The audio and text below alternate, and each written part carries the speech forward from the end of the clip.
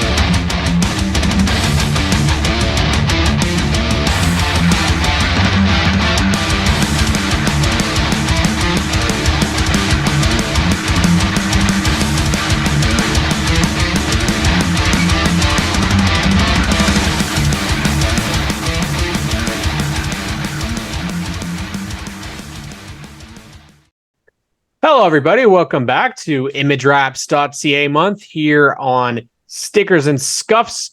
And we're making history tonight, Graydon Bunn, because we actually haven't had a Legends driver on the show before. So Mr. Matt Boyes gets to be the very first Legends guest on the show. Matt, how are you tonight? I'm terrific. I love the opportunity to be the first Legends driver. Certainly not the guy at the front of the pack every week, but learning a lot this year and love the class. Happy to be on here. So that's great. I know of Legends thanks to way back when a beautiful channel called Speed Channel used to broadcast the Summer Shootout series every summer, and they would play it. And I first got to see Legends race on the little inside track at Charlotte Motor Speedway. Never see it in person, but got to be able to have the opportunity to see some Legends run. When did you get into the class? Because actually, I didn't know you previously as a Legends driver, but actually you raced at Sunset Speedway in a different class. Yeah, so I started racing a bone stock in 2019. And of course, we had COVID kind of take a couple of years or a year and a half out of our kind of racing careers. And then I guess it'd be spring 2021, we got into the mini stock, Kamrath's old Honda, and had a ton of success and loved driving it and loved being at Sunset Speedway every week. But I guess kind of at the end of that season, or middle of the way through, I guess 2022, I kind of felt like it was time for a change, something new, something different. And I kind of felt like something that would develop my skills as a driver, that maybe a front wheel drive car wasn't really giving me long term. And I actually went to the 2-day nationals in 2022 to watch the Legends cars race last year, and talked to a lot of the guys, some guys that have been racing them for a long time, some people that were new to it. And as soon as I talked to the class and met a lot of the people, I was hooked. And the race was great that night. I think Hudson Nagy won that night. And the Cuthbertson's brothers were right on his fenders. And, it was a great class that was even and fair, with a great tech department and great series support. And it just seemed like the perfect opportunity. At the time, Glenn Morris had that number 77 car for sale. That was Miles Tyson's old car. So I knew it was a good car. I knew I could get into it and go out there and learn in it for sure. And that was just the perfect opportunity to jump into something. So, man, that was a good move going for a Legends car. I mean, that's a leap from front wheel drive bone stock, right? Yeah, it was a huge learning curve as far as the driving of it goes. Definitely a shocker when you drove it for the first 2 or 3 races. Got that right. Especially, I went back to Sunset for my first race. Thought, you know what? I know the place. I'll be fine. I can get around it. It'll be easy, no problem. And I spun it out in the first feature, and I thought I might have got myself maybe into a little bit more hot water than I needed to. But fast forward a year, with so much help from other drivers and people that support the series and support Legends car racing across North America. And now suddenly you're in a car that, what other series do we have in Ontario right now where when you show up at Sauble Speedway, almost 40 cars show up? This weekend we have a guy come up from Carolina, super competitive driver, jump in a car, go out there and win, but have guys that are regulars in our series running right on his bumper and racing with them. So when you have that kind of measuring stick to measure up against every week, it's the perfect series to be able to say, if I can be competitive in this car, then I think I can get into other cars and be competitive and kind of move forward in a racing career. So. Nice. It's definitely, I feel like it's getting a bit of a resurgence in a way, because I felt like a couple of years ago that maybe the counts weren't as high as they are now in the field, as you mentioned. Very, very competitive. Obviously, you've got the names that go up there and compete week in and week out. Obviously, Parker Traves is the big name that we know, competing regularly, and the Cuthbertsons obviously always up there, battling for wins. But you guys also have a very interesting schedule, is that you do tour around and you go to different places and race. So how do you find that as a, running in a mini stock at Sunset Speedway, you're going to the same place every week. Now you've got to go to different racetracks. How did you find that adjustment? I think that was probably the biggest thing that I looked forward to in a Legend car, but that was the biggest challenge.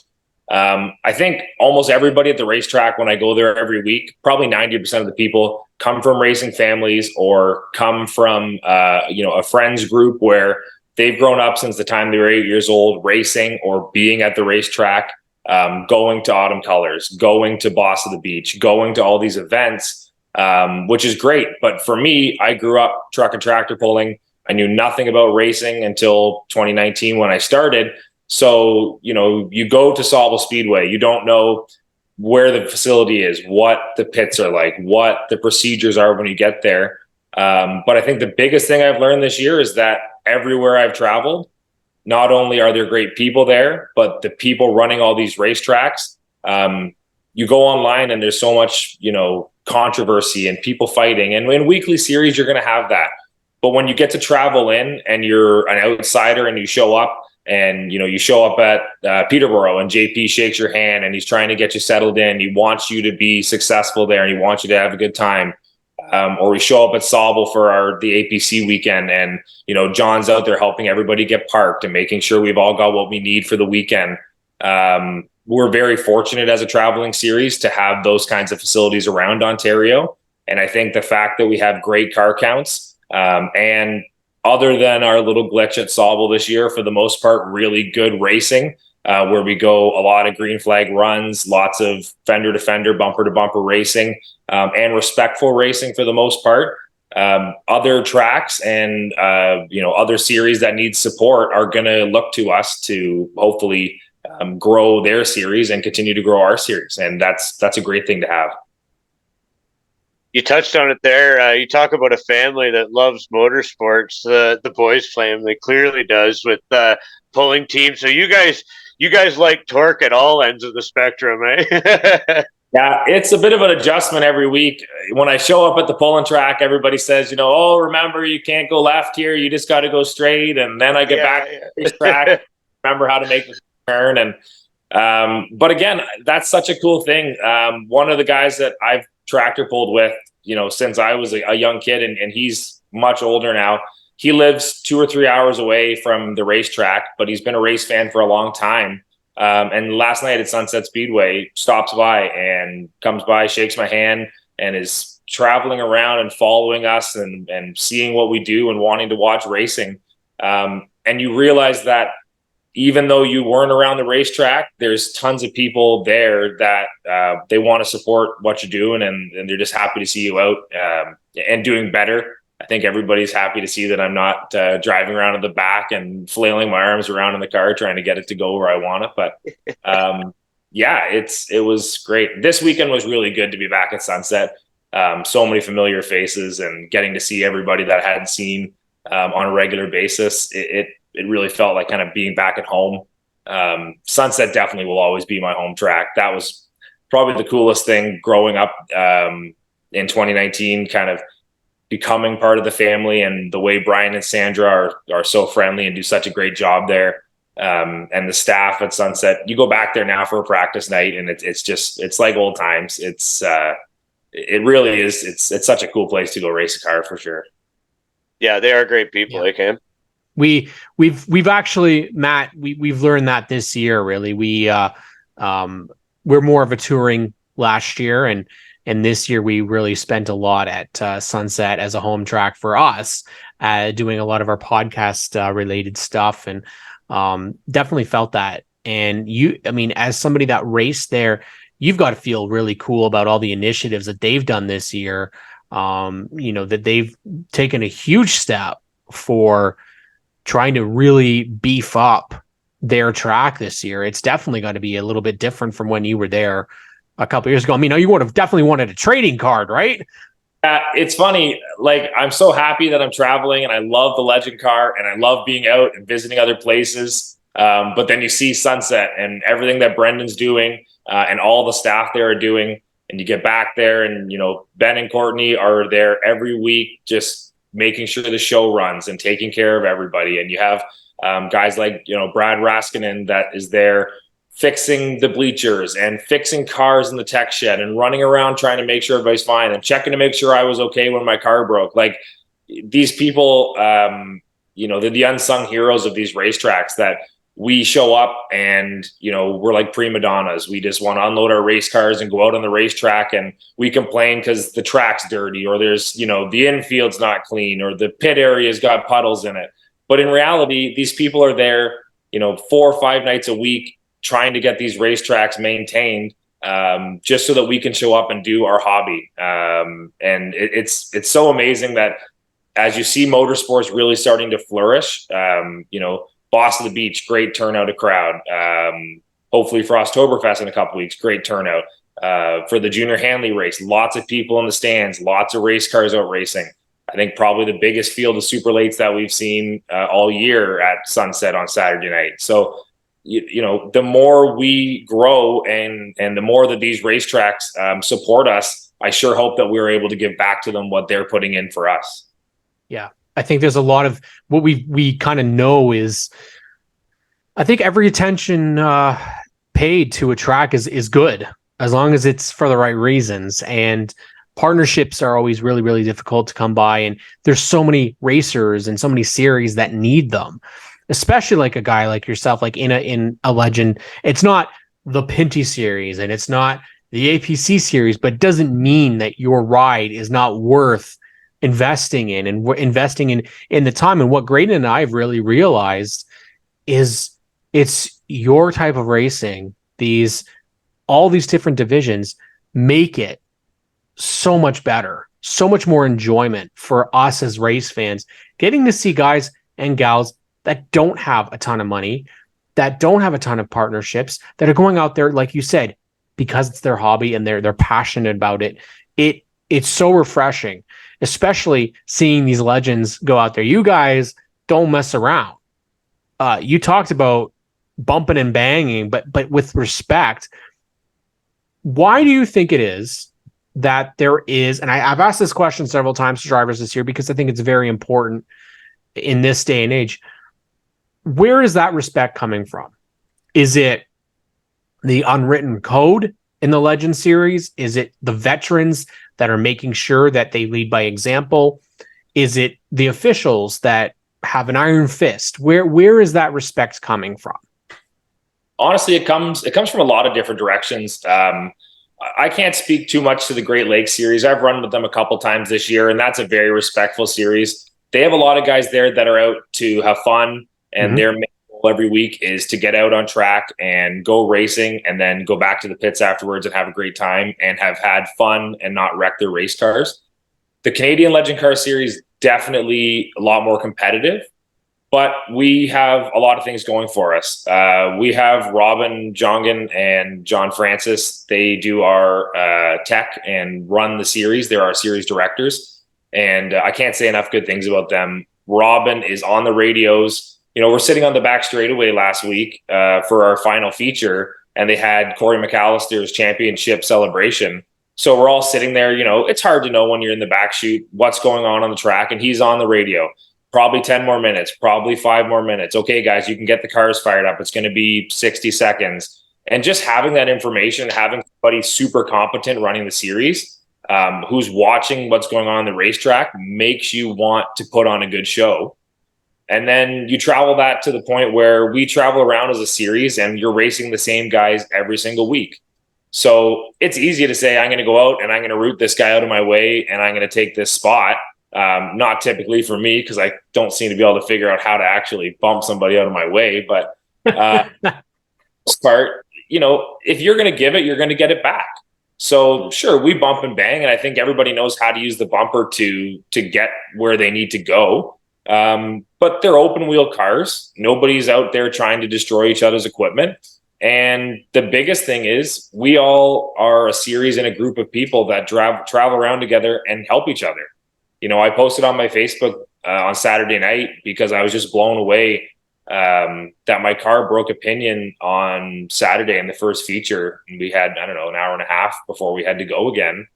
And, in this instance, you have all these guys that are competitors of mine that have no reason to help me when I'm, here with a broken ankle and can't do anything. They had every reason to say, well, Matt can't make points tonight. That way I'll move up a few spots and that's one more spot that we're not going to have to pay out ahead of us. And these guys are tearing my car apart for me. They took the whole axle housing out of it, cleaned all the debris out of it. There's guys out trying to find brake clean, bringing me gear oil, bringing me a spare set of gears that they had in their trailer just so that I could go out there and try and beat them. And I don't know where else you're going to find that in motorsports, that these people, they want you to do well. And if I had gone out there and beat every single one of them, they would have been happy that they fixed my car and I went out there and beat them.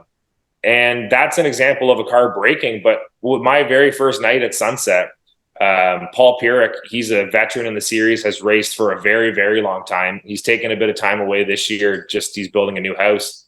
And my first weekend out at Sunset, the car was all over the track. I was struggling with the handling. And he came over and pulled the fenders off and helped me square the rear end in the car and gave it a basic setup. And I went out in the second feature and beat him. And he was ecstatic. He was so happy that, I'm so happy the car is handling better. It's good to see you out there being competitive. And, he had no reason to do that. There's no reason for him to help me. But these guys, everybody wants you to be successful. And that's, I think, where a lot of the respect comes from is, you give and you take and everybody, gets what they give. Great point. And for the record, you said you're talking about being a prima donna, but you're a tough customer with that broken ankle. And also, you're a firefighter as well too, which is something that's close to Cam's heart. I know that. So I don't know if prima donna is necessarily the right word, man. Was probably the closest I've been to a suitcase driver so far in my career. But showing up and, I get the guys beside me to roll the car out of the trailer for me, and, everything down to I need somebody to come and help me walk my dog while I'm at the track because I'm incapacitated. But, these people turning my car around for me and checking the air pressures and helping me torque the wheels. And, it's such a cool environment to be around people that, most sports, I don't know if motorsports necessarily falls in that category, but we're very competitive. I want to go out there and do the best I can, and so does everybody else. But to be in an environment where everybody wants you to go out on track and have a good time, and then afterwards come back in the pits and have a great time and be a one big happy family. I travel around to a lot of these races by myself for the reason that my family's big into truck and tractor pulling. So I'm at the racetrack and they're at every fair across Ontario, truck and tractor pulling. So to know that I show up and, these other people, they come down and check on me to see if I need anything, check on me to make sure everything's going okay with the car. Check on me in the morning at Sauble to make sure that I had coffee. Just those things that, those people, I think they look at it as, that's just a normal way for them to act because they're good people. But it means a lot to somebody when they're traveling around by themselves to have that family aspect where that these people kind of take you under their wing and want you to be successful. Absolutely. It's remarkable to hear it. And it seems, and I try to put this out there, in team sports, you don't help the other team. When they're down, if one of their players gets injured, you don't help them. That's capitalized. That's basketball. Yeah. That's baseball. You don't do that. Well, racing's one of the only ones where it has been remarkable to hear stories like this.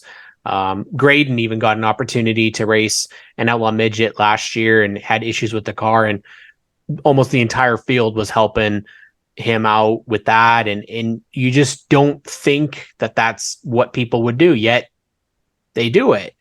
It's remarkable to hear that. And to still race with a broken ankle must have been an experience for you, because we didn't have one race. You guys had 3 or 4 that you went through this weekend? 4 features. Yeah. It's funny. This was probably my best weekend out in the car as far as being competitive and driving well. So this broken ankle might have to become a bit of a permanent fixture, but are not so good during the week. And I'm growing a beard out now because I can't go to the fire hall with my broken ankle. So I'm taking like a month off of vacation from real life. But no, in all honesty, once I was in the car, it was pretty comfortable to be able to use it.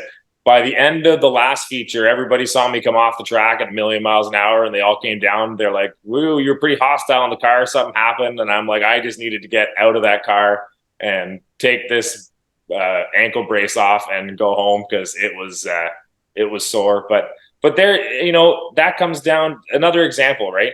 I have this broken ankle and I'm talking to everybody at the track and telling them, it's swollen, but it's okay. It's sore. And then, Courtney Wright hears this and comes down and she's like, "Oh, I make this, this CBD cream and it's really good for joint inflammation and you should try it. Here, I brought you some down." And it's like, you have no reason to do that. Like, why would you do that? Just not for no other reason other than the fact that, you're just a good person. You're out to try and make everybody's day better. And that's how it was. The ankle was definitely sore in the race car. There was a few times where I made a couple of errors, and I think I might have had a good reason to blame it on the ankle, but for the most part, no, it was definitely a very good race weekend. And the season itself, how has that gone for you? Well, we're 5th in points. We kind of concreted ourselves into 5th with racing all this weekend, which was kind of 50% because I wanted the points to follow through on that, and 50% just because, to me, my sponsors, they want me to be out on the track representing them.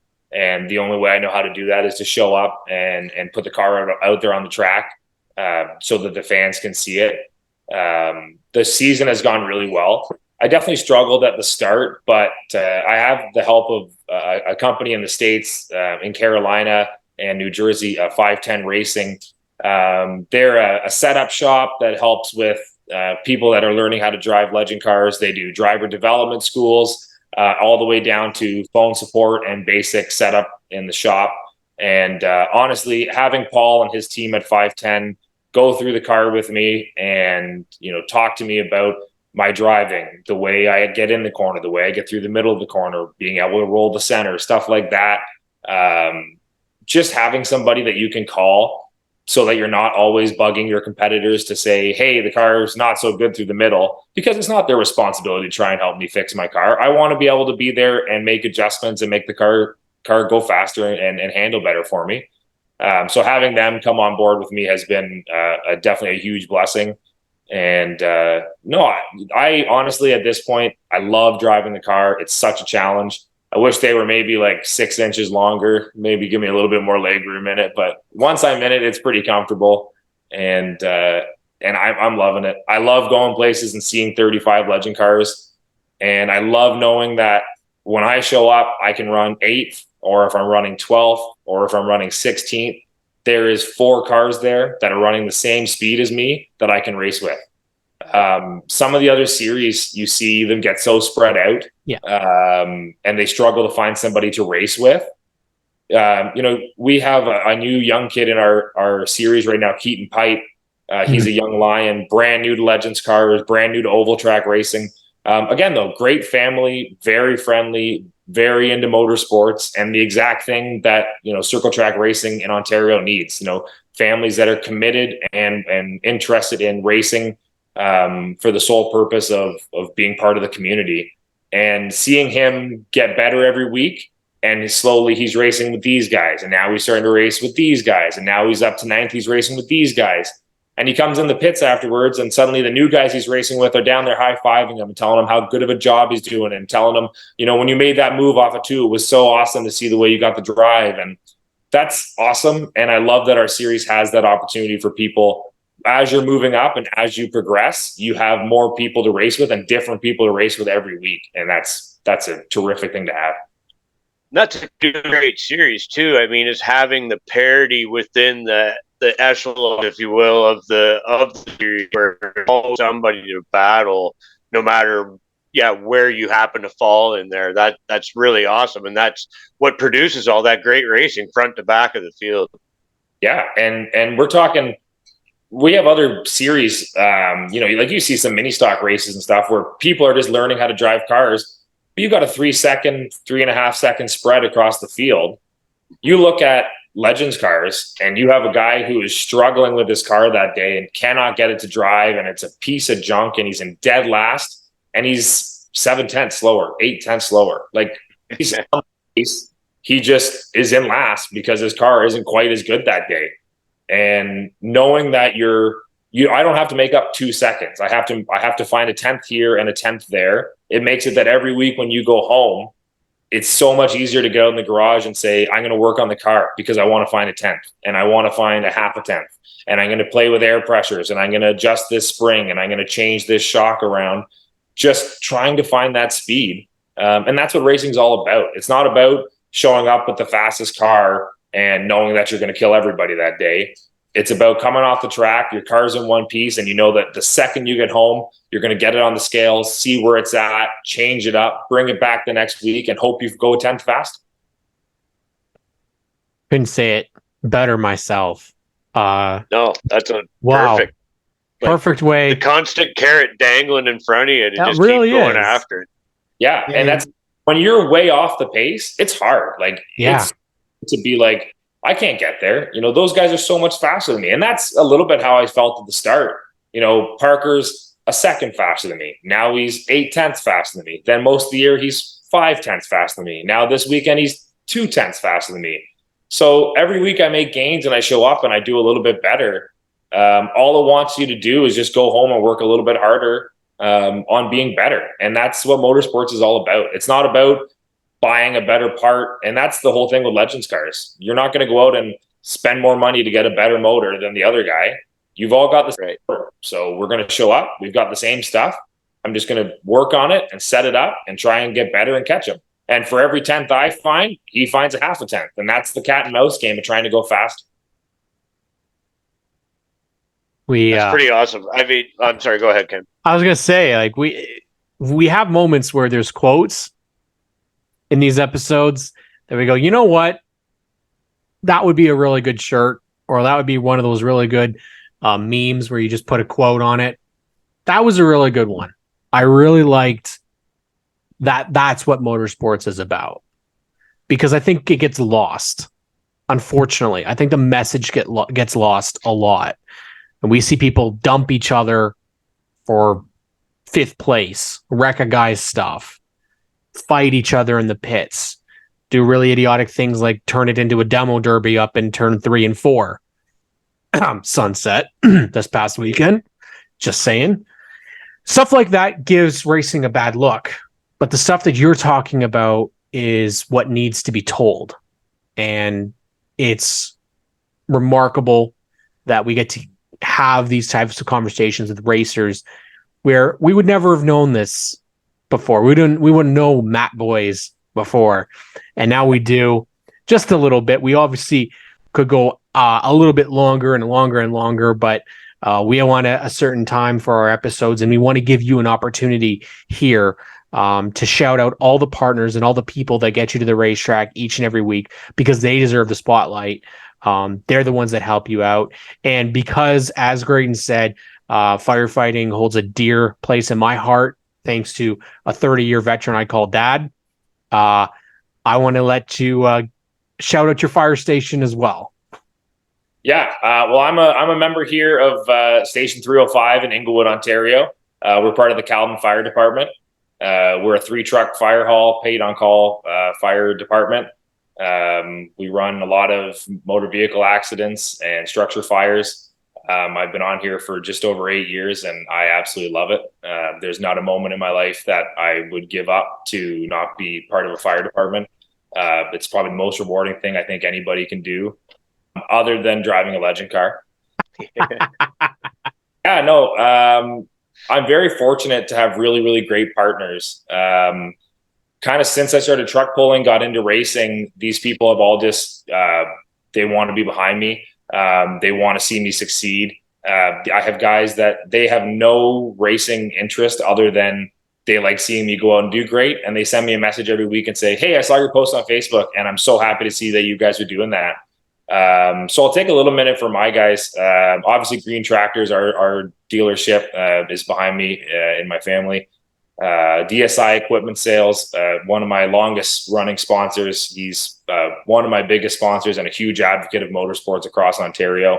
ImageWraps, of course, sponsoring this month with you guys, wrapping my race car, and honestly, just being an all-around good guy. Craig and Doug are such good people. I had the pleasure of parking 2 trailers down for them on Sunday, and you won't find better people who are more behind motorsports in Ontario. Epic Racewear, doing my fire suit every year and helping me out with that stuff. And t-shirts this year, which was a big thing for me. I was excited to get some actual stuff to wear around the pits. CDP Diesel and Auto, a guy that I used to truck pull with and got really into the racing stuff. He sponsors a sprint car last weekend and my car, just really into motorsports. Marshall Race Fuels for getting me my Renegade race fuel that we run in these cars.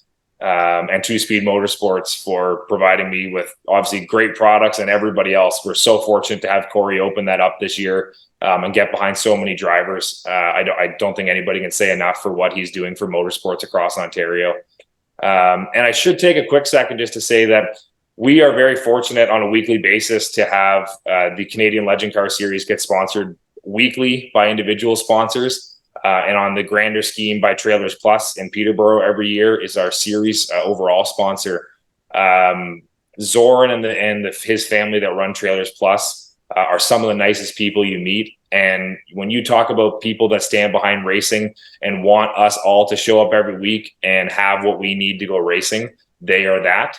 And Skelton Truck Lines, they used to sponsor Robin when he raced. They were out again this week with the truck while we did our 4-wide salute. And I don't think there's anything cooler for the fans than seeing a company that wants to be so involved that they actually show up to the racetrack with a truck saying, we're so happy to have you guys out on track, and we're so fortunate to have them as part of our sponsorship program. So we've been very fortunate as a series this year to have great partners. There's one more car thing. Is beautiful too. It is, and the matching the pit cart with it, beautiful, absolutely beautiful. In yellow, so which is holds a very special place to me. So well, and that makes it even more special.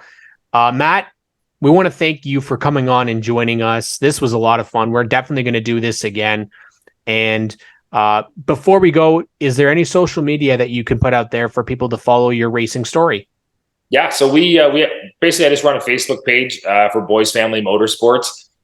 You'll get sick of it because we post all of our racing stuff and all of our pulling stuff. So if you're only into racing or only into pulling, it's probably not for you. But if you like anything with an engine, that's definitely the place to go. And it gives you an opportunity to find out where we're going to be with the race car and where we're headed with the tractor and the trucks, which we're always happy to see people from the racetrack out at the pulls too. Robin came out to the Oro Fair on Friday night to watch us pull. And we love to see them out there and when they stop by and say hi. Definitely going to get out to see you guys pull sometime. That stuff's super fun. It's Matt Boys on the Stickers and Scuffs podcast. Thank you all for tuning in. We'll catch you all next week. Thanks for having me, guys.